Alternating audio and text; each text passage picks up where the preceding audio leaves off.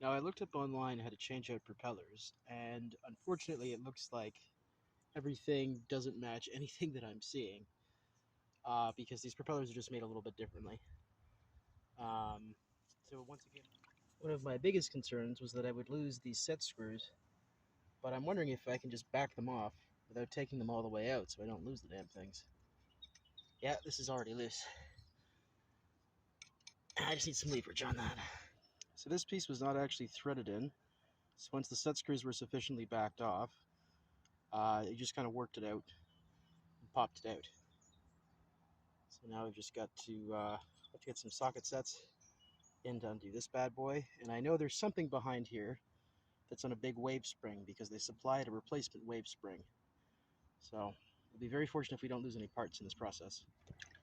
For the record, it's a 19mm nut on here.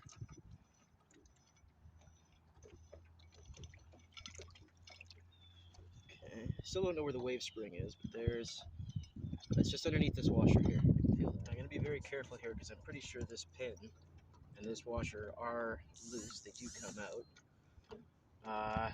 This came off all as one piece. That was the only way I could get the washer and the spring off. And we'll get the next prop on there, see how it goes.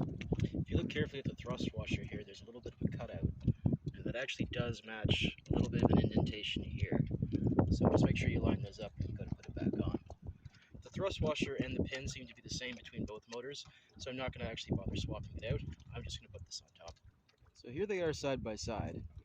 I'm a little curious to see how this goes because, gun to my head, I'd actually say the new one I put on looks more like the thrust propeller that's wider, but we'll see how they actually perform.